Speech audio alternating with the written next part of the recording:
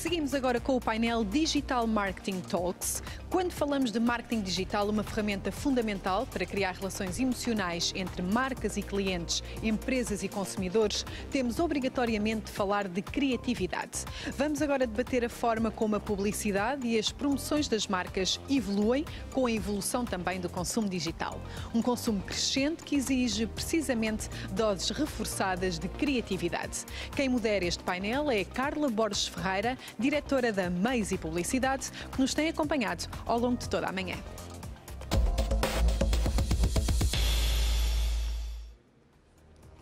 Olá, bom dia mais uma vez e comigo tenho a Susana Körfer, presidente executiva da FUOL, e a Carolina Afonso, diretora de marketing da Konica Minolta. Susana, começo por dar os parabéns. A FUOL é a maior agência, ou foi considerada, tanto no acumulado do ano como no último mês, a maior agência do ranking criativo. Dizia-se que isto no digital, estamos em contexto de pandemia, não é? Criatividade, alguém dizia há uns tempos, todos os estudos que tínhamos sobre o consumidor foram para a gaveta, porque há um novo consumidor. É mesmo assim? Como é que a criatividade pode ajudar, pode mudar, pode ser eficaz agora para se lidar com o novo consumidor? A existir mesmo um novo consumidor, não é? Pois eu tenho dúvidas se existe mesmo esse novo consumidor ou se isto é uma fase transitória, mas enfim, a única certeza que nós temos neste momento são as incertezas, mas eu acho que, quer dizer, seja qual for o contexto, eu acredito sempre que a criatividade é fundamental e temos sido cada vez mais, porque há muito receio, a incerteza gera medo, o medo gera paralisação e depois gera-se também um bocadinho mais de conservadorismo e nós temos provocado muito os nossos clientes para arriscar e o arriscar muitas vezes tem a ver com sair fora de alguns paradigmas e isso vem com a criatividade. Ainda esta semana partilhei com alguns clientes um estudo que foi publicado na Campaign que dizia que a criatividade e o entertaining faz mais pela cota de mercado do que o conservadorismo de uma mensagem muito funcional. E isso é verdade na televisão, mas muito mais ainda no digital, de acordo com o nosso attention span, que é muito rápido. E, portanto, quer dizer, é quase um lugar comum dizer que a criatividade ajuda, mas nas reuniões do dia-a-dia isso depois não se verifica porque existe esse conservadorismo e esse receio de arriscar e fazer coisas diferentes. E agora com a pandemia, as marcas também têm arriscado mais? Ou notas que há uma tendência para um maior risco ou antes, pelo contrário, para uma retração? Depende, nós temos sorte porque temos grandes retalhistas que foi um trabalho mesmo muito próximo nós sentimos mesmo verdadeiramente essa parceria, nós propusemos coisas diferentes, mudanças de tom, mudanças de abordagem, tirámos o pé do acelerador de promoções e uma comunicação de preço e isso trouxe resultados muito significativos em termos de resultado e às vezes diz que as grandes agências ou as grandes empresas como uma Sonai são transatlânticos difíceis de agilizar e nós provámos exatamente o contrário. O primeiro anúncio foi vosso, não é? Exatamente, da Sonai e da... Exatamente. O primeiro e depois logo a seguir, primeiro para o continente, depois logo a seguir para a Vorten e para vários outros que não fazem parte deste grupo. Mas de facto existiu esse trabalho muito de parceria de arriscar em algumas coisas e depois ter esse resultado comprovado. Como é que associações de preço, por exemplo, podem sair reforçadas quando tiramos o pé das promoções e de discussões de preço. Isto só revela mesmo que nós não somos lineares, não é? Não é por estarmos a martelar ali, quando nós criamos uma relação, um envolvimento e uma ligação emocional, todos os fatores saem reforçados e, portanto, isto dá que pensar, que é aquilo que nós Mas vemos agora a nos comunicação, e não falo concretamente da comunicação dos clientes da FUOL, não é? Mas no dia estava a ver um spot entre, portanto, em televisão generalista, se quisermos, e acho que todos os anúncios, todos os spots que apareceram era a comunicar preço. E estava a pensar, pronto, realmente é o que há agora para comunicar, não vai acontecer mais nada a seguir. E acho que não aconteceu, pelo menos nesses 2 intervalos que vi. vai ser assim, Carolina?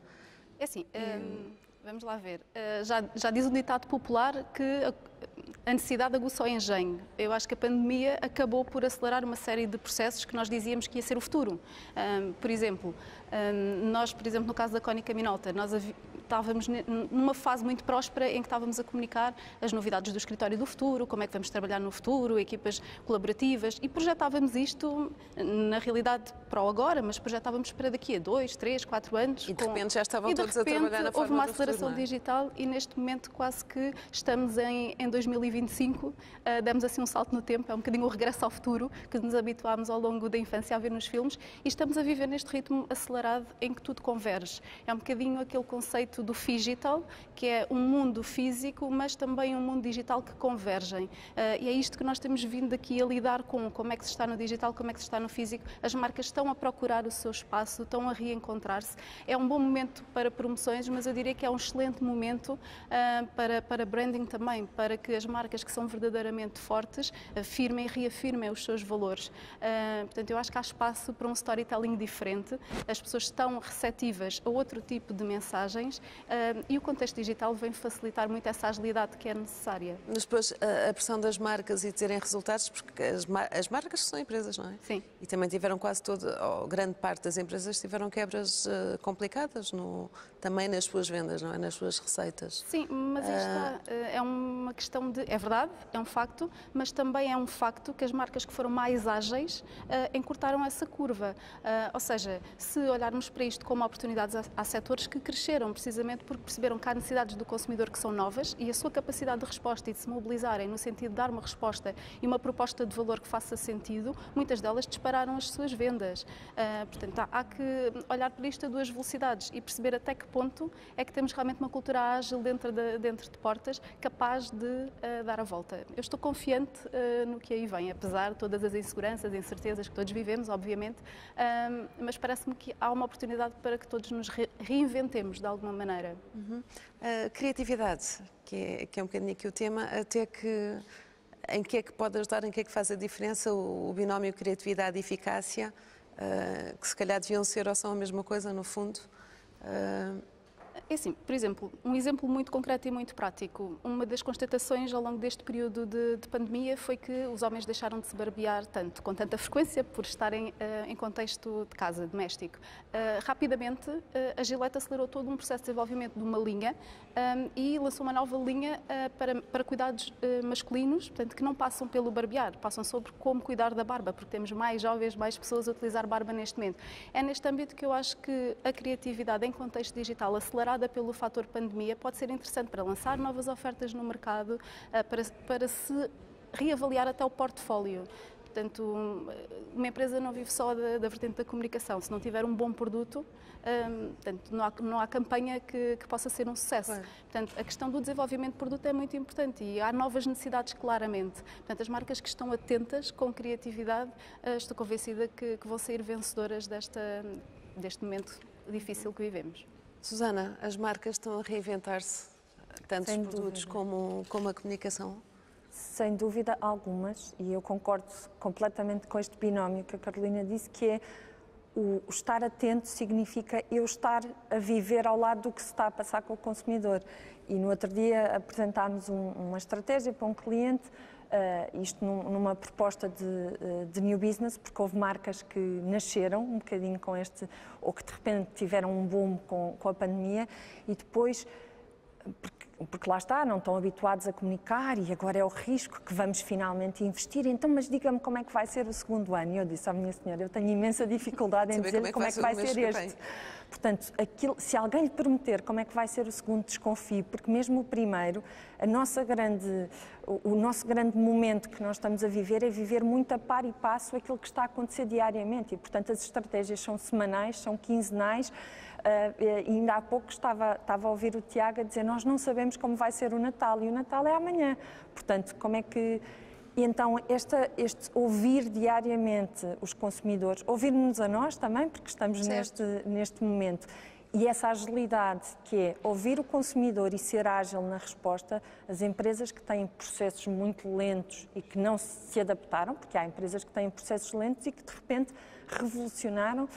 Ouvia no outro dia alguém dizer, bem, tenho processos na Câmara a serem aprovados a uma velocidade que eu nunca tinha visto acontecer e, portanto, houve de facto muitos setores onde se viu, empresas, marcas onde se viu essa agilidade, é o caso da Gillette, mas é o caso de mesmo as marcas viveram e estão a viver o mesmo cenário e umas decidiram fechar lojas temporariamente ou fazer layoff e outras decidiram responder muito rápido às necessidades. Ok, se as pessoas têm medo neste momento de vir à loja, então eu vou-lhe pôr as compras no carro e desenvolveram essas soluções para responder aos clientes de uma forma muito rápida e muito ágil. E essas são as marcas que estão, sem dúvida, a sobressair-se e a vingar. Claro está que há outros setores que vão ter e que estão a ter mais dificuldade.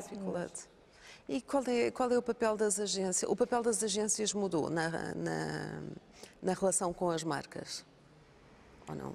Eu sinto que nós nesta fase, se às vezes as agências sentiam que podiam estar mais distantes da decisão, do centro decisor, eu sinto que houve uma aproximação do topo da decisão e estamos em reuniões, pelo menos falo no caso da Fuel, nós estamos em reuniões muito mais estratégicas onde interferimos inclusivamente no negócio, onde interferimos na criação e na gestão de produto e, portanto, eu sinto que houve uma aproximação maior do centro de decisão e talvez exista maior confiança de que as agências e com a criatividade e com esta discussão e maior partilha de negócio e do dia-a-dia, nós podemos ser um fator influenciador e gerador de mudança e inclusivamente de negócio. Portanto, eu acho que houve... Ou seja, ter efetivamente influência no negócio e serem quase também consultores, será isso? Verdadeiramente parceiros, porque parceiros não é só...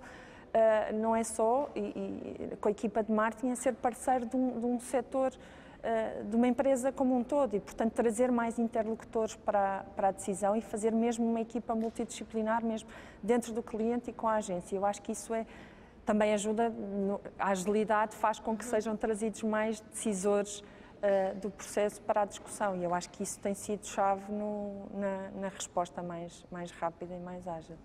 Carolina, qual deve ser o papel das agências na relação com as marcas? Bem, parece-me que a Susana, eu estou alinhada, portanto, na realidade, as agências têm aqui um papel muito interessante na perspectiva em que trazem alguma luz, por vezes, às empresas. Portanto, nas empresas, muitas vezes aquele fenómeno da miopia instala-se, no sentido em que estão centrados no dia-a-dia do negócio, naquilo que está a acontecer no nosso microcosmos, na nossa bolha, e as agências acabam pelo seu contacto e por terem clientes tão transversais em tantas áreas de negócio, acabam por trazer aquela lufada de ar fresco que é necessária. Uma tendência, algo que funcionou noutro setor e que se calhar também é aplicável ao nosso. Portanto, eu acho que todos esses insights, por vezes, acrescentam valor, um outro olhar sobre, e isso é uma grande mais-valia. Portanto, não é um mais um são dois, acaba por o resultado final ser uma sinergia e ser muito mais do que a soma das partes. Eu vejo as agências nesta perspectiva, de andar de mãos dadas com as marcas. É nessa ótica que eu vejo. Portanto, uma agência cresce à medida que a marca cresce também. Portanto, e quanto mais depressa as várias partes se reconhecerem neste processo, melhor será o output e o resultado final. Ok. Mas sem dúvida, para haver essa ligação, é muito importante trazer as agências mais cedo para o processo. Sim, porque quando já estamos no briefing final, perdemos todo um histórico que às vezes nós podemos entrar numa fase e mostrar um outro prisma que diz que às vezes um ângulo que pode parecer menos relevante é aquele que vai trazer esse brilho e essa inovação e essa criatividade ao consumidor e que põe a marca novamente na ordem do dia, que é esse exemplo que davas, por exemplo, da Gillette, pode não ser o core, mas dá ali um brilho e uma novidade e que traz a marca outra vez para o topo e para a ordem do dia. E se me permites acrescentar, eu acho que isto começa a ser cada vez mais uma realidade à medida que os resultados começam a surgir e que a confiança aumenta. Claro. Portanto, é normal que numa relação inicial entre uma agência que não se conhece e um cliente que não se conhece, é um bocadinho como no namoro, não é? Portanto, existe ali um jogo ainda de perceber onde é que estão os limites, quem é quem, como é que se pode ganhar juntos. Mas à medida que os resultados começam a aparecer à medida... Isto é uma relação de confiança que se estabelece e depois chega a um ponto em que, sim, cada vez a agência entra numa fase mais anterior no processo. E quanto mais cedo entrar, melhor, porque ganhamos todos com esses insights. Ok. Como é que uma marca se consegue diferenciar no digital, no online? Eu posso começar. Há aqui um fator muito interessante no digital, que me parece, que é a questão dos sentidos, da estimulação dos sentidos, porque no mundo físico nós temos os sentidos todos despertos. No digital, portanto, há alguns sentidos que nos faltam, não é? Não temos o cheiro, não temos o tato. Isto são elementos importantes na compra. Um consumidor, quando compra, gosta, então nós, não é, latinos, gostamos de mexer, de cheirar, etc. Existe uma série de tecnologias que vêm acelerar portanto, este processo e esta decisão de compra. Por exemplo, a realidade aumentada é uma dessas tecnologias. Marcas como, por exemplo, a Ray-Ban, a Rolex, marcas de experimentação. Eu não vou comprar uns óculos se eu não os experimentar, eu não vou comprar uns sapatos se eu não os calçar, apesar de já ter havido um caminho nesse sentido. A realidade aumentada, o que é que vem proporcionar? Nós conseguimos experimentar em nós próprios. Portanto, eu posso estar em casa, não é? Portanto, vamos imaginar, à página da Ray-Ban e experimentar os óculos em mim. Portanto, através da realidade aumentada, essas experiências são possíveis. A mesma coisa com a Rolex, que também já investiu. Portanto, isto para dizer o quê? Os e-commerces não têm que ser páginas de produtos estáticas com vídeos e uma outra imagem ou fotografia. Podem ser e devem ser espaços de experimentação, showrooms digitais. Portanto, eu acho que estas dimensões são uma novidade, foram bastante aceleradas pela pandemia. Estes exemplos que eu dou a dar, alguns deles até são com a tecnologia da Konica Minolta. Portanto, nós temos uma tecnologia de realidade aumentada e, de facto, isto traz resultados no resultado final, que é vender. Portanto, acelera este processo. Eu acho que esta vertente de como tirar partido das tecnologias certas para acelerar sentidos, a dimensão sensorial da compra, acrescenta valor a um contexto digital. Susana? Mas, sem dúvida, depois temos o outro lado, que é... eu também quero estar no digital e, portanto, todos os dias temos imensas marcas que nos batem à porta, de todos os tamanhos, e dizem, porque eu quero entrar nas redes sociais. E faz mesmo sentido, vão criar conteúdos que sejam relevantes ou é porque as marcas ainda dizem muito que quer estar no digital, quer 3 posts por semana. E o número, e estamos a falar às vezes de marcas grandes, porque depois há uma coisa que eu ainda no outro dia falava com o Tiago, nosso cliente, que eu dizia, quando falamos em transformação digital, antes de falarmos em transformação digital, temos de falar de change management, porque se o topo da cadeia não estiver alinhado com esta transformação, vai ser difícil. Enquanto o Presidente continuar a perguntar pelo número de followers que não aumenta, isto vai continuar a ser um problema, não é?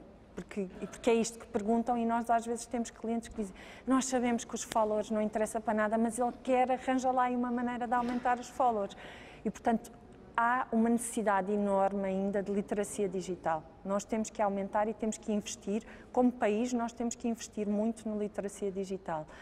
E temos que confiar, que temos que pensar na estratégia digital que seja certa para nós. O facto de estar nas redes sociais não quer dizer que para aquela marca faça sentido, porque necessita tempo, necessita investimento, necessita produção de conteúdos. Não é para eu estar nas redes sociais que eu...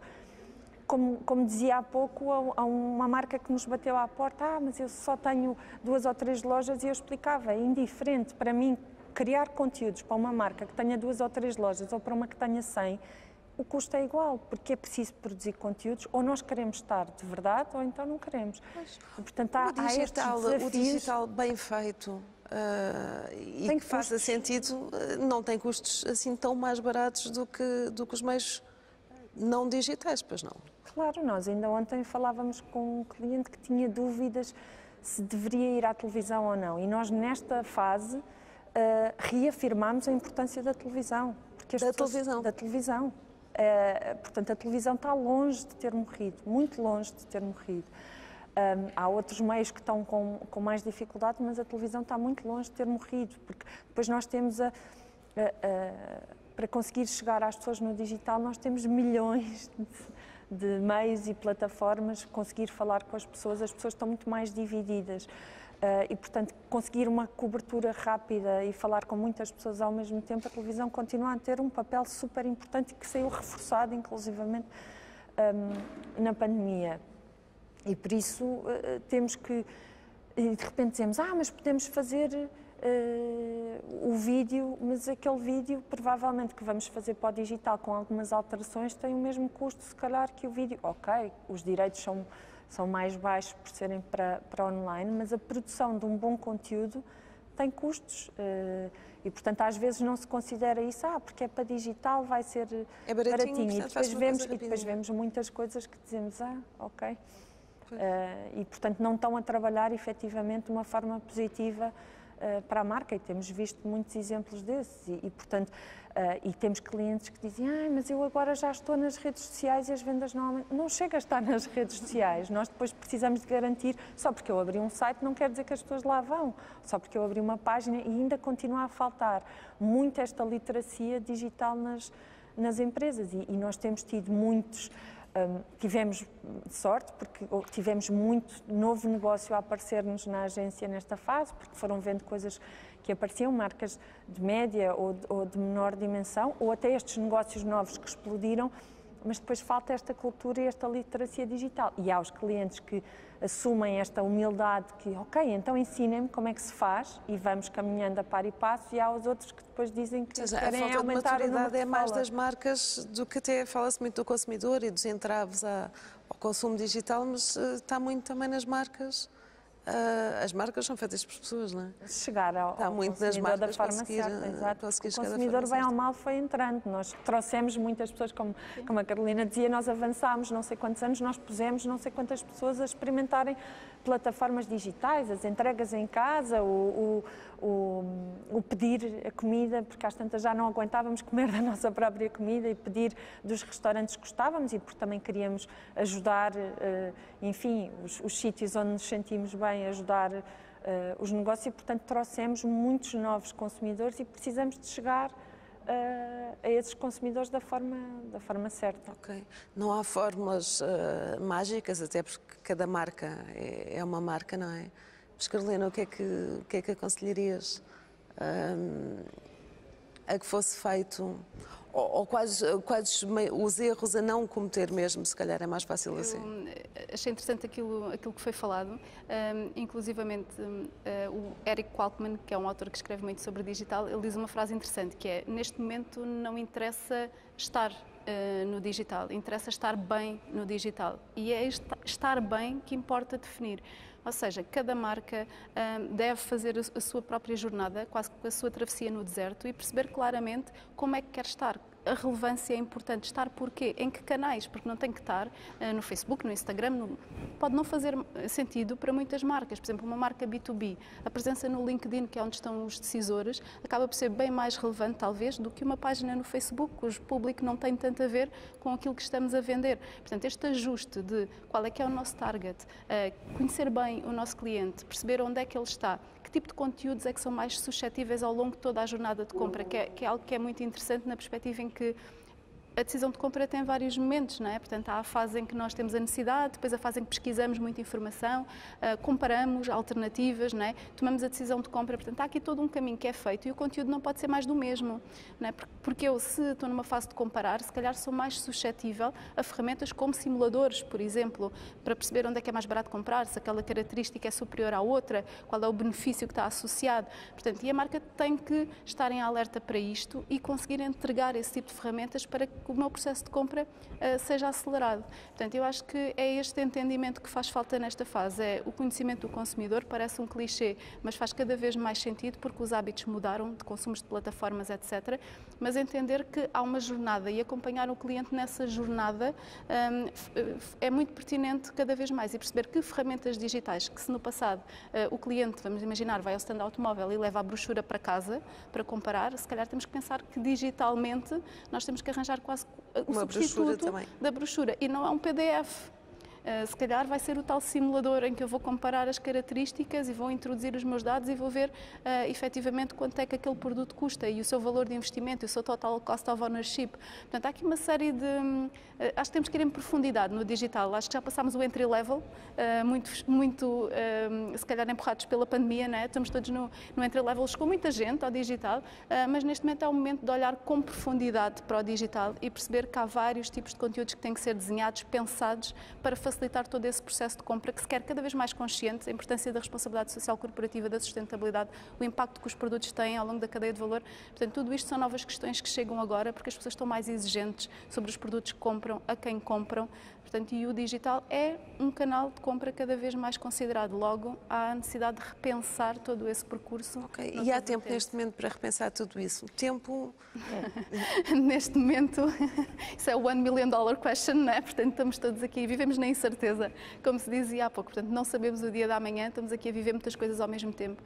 Vamos ainda ter que ter o tempo de digerir tudo isto. Portanto, é difícil falar de tempo neste momento. Eu acho que estamos todos a viver neste momento no real time. Um dia de cada vez, aquela expressão de um dia de cada vez, acho que é isso que estamos a viver neste momento. Portanto, um dia de cada vez, com os pés no chão, a sentir o que está a acontecer no terreno e com uma resposta ágil. Acho que é isto que estamos todos a viver, sem grandes prognósticos de longo prazo. Ok, Susana, estamos mesmo a acabar, temos um minuto.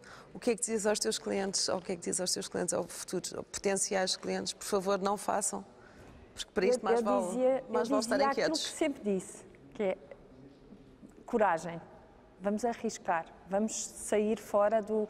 Não vamos ser paisagem. Nós não queremos e vocês não querem ser paisagem. Não querem estar a pôr as vossas fichas e o vosso dinheiro numa coisa que depois as pessoas não vão ver. E, portanto, a primeira coisa é coragem e não há tempo para estar a replanear tudo e, portanto, vamos arriscar e vamos fazer. É fail fast, fail forward, test and learn e, portanto, vamos experimentando coisas e vamos ouvindo, estar diariamente a escutar os nossos clientes, ouvir aquilo que se fala e aquilo que se diz nas redes sociais para reagir a isso e criar esta novidade e surpreender. Olha que espetacular, como é que esta marca sabe exatamente aquilo que eu estava à espera, porque eu quero isto. E consegue dar o que... Exato, okay. Portanto é coragem. Chegou ao fim do nosso tempo, coragem, não há tempo para perder tempo, não é? Dar também os parabéns, Susana e Carolina, muito obrigada. Dar também os parabéns à ACEPI pela coragem de terem feito, não terem desistido de fazer esta semana de debates e o terem feito e se terem reinventado e o terem feito deste modo também inovador, corajoso, arrojado e que me parece que tem funcionado, pelo que vi dos últimos dias, bastante bem. Muito obrigada às duas. Obrigada.